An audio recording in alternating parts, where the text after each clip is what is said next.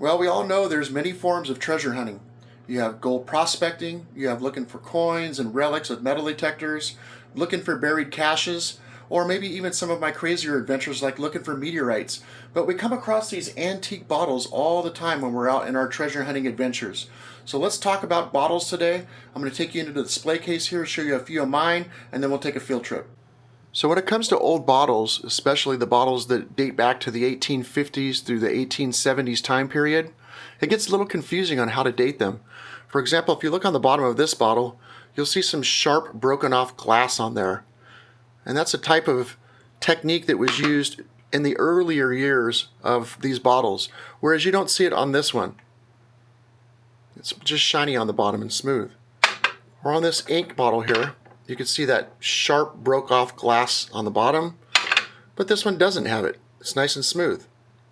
Again with this bottle over here, broken sharp glass on the bottom. So what does that mean? We're going to show you right now.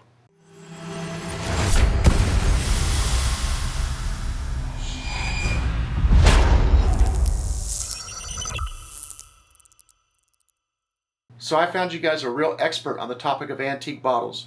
My buddy Max Bell out of Auburn, California. We're going to take a little field trip over to his house and have him show you some of his collection and also how he dates the bottles that he finds.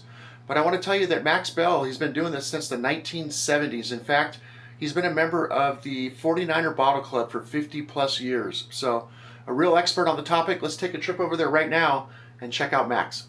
Good afternoon, everybody. My name is Max Bell. I'm a local Auburn man who's been interested in California gold rush history my whole adult life and started digging for antique bottles probably in 1973 when I first moved up from Southern California.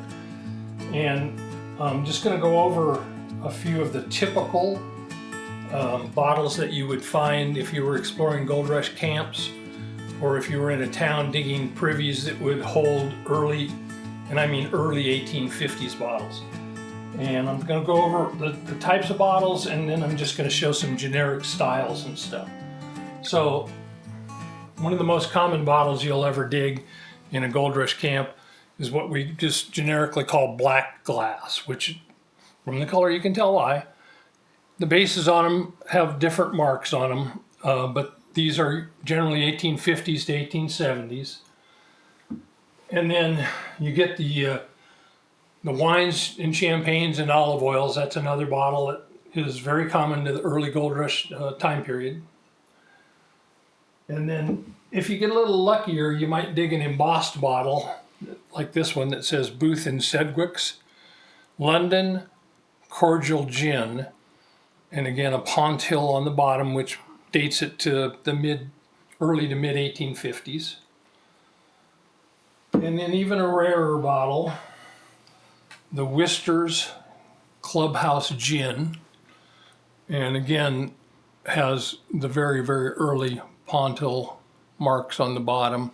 This is 1852 to 6, probably somewhere right in that area. Soda and mineral water bottles, of course, are common. This is a mineral water from Kentucky. Blue Lick Water Company, Kentucky.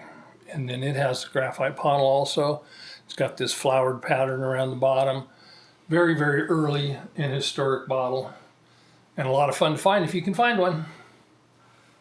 Then, of course, the other generic things, even the miners like to write letters back home telling of the gold they wish they would have found. And so these are inkwells from the 1850s. They're in the shape of what's become known as an umbrella, which is sort of upside down umbrella, but an umbrella. And they come in all kinds of different colors, and again have the open pontil on the bottom, 1850s. And long neck examples. This one's one of the ones that I found probably 1974. And one of the first bottles when I was exploring mining camps that I came into a cabin site that up the hill behind the cabin was just littered with these inks and black glass bottles and champagnes. My first really successful dig where I dug a lot of bottles quickly. And so that got me started, and I can't quit. And so then there's also all the different medicines. Again, all date from the early 1850s. I'll just read you a couple of these. It's Dr. D. Jane's Carminative Balsam, Philadelphia.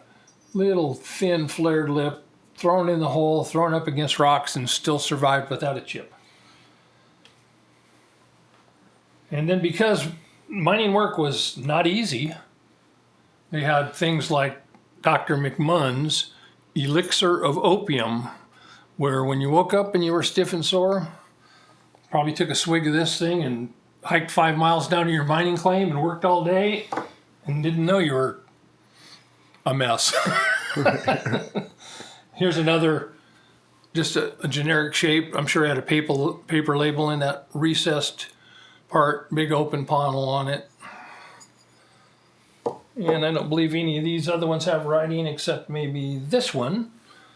And again, your horse had to be taken care of too, because really you depended upon transportation to get around these rough hills. So Mexican Mustang liniment. When your horse had his aches and pains, you could rub him down with Mexican Mustang liniment.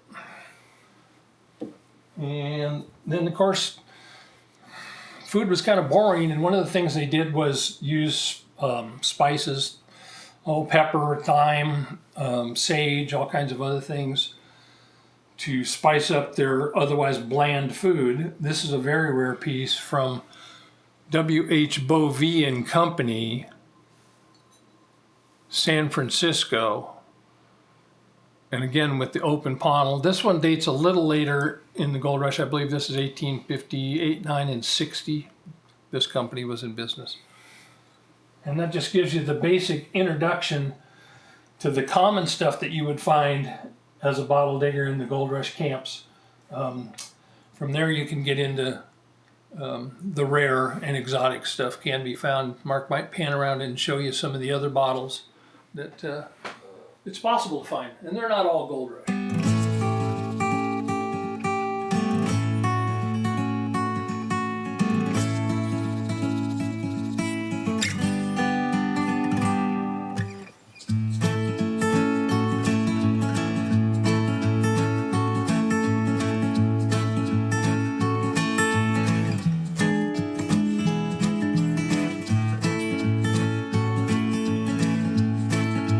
There'll be music playing on this part.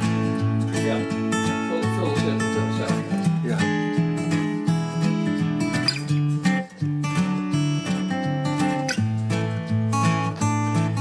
Show this color.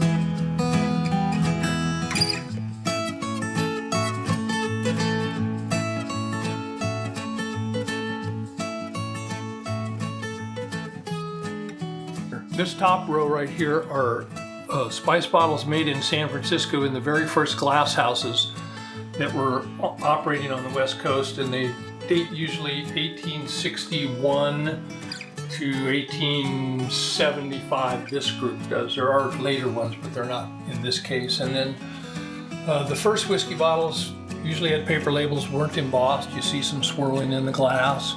And these are cordials, lemon syrups, and things like that in the second shelf. And then the bottom shelf is half pint and pint whiskey flasks that are, again, all Western made in San Francisco, probably in the early to mid 1870s.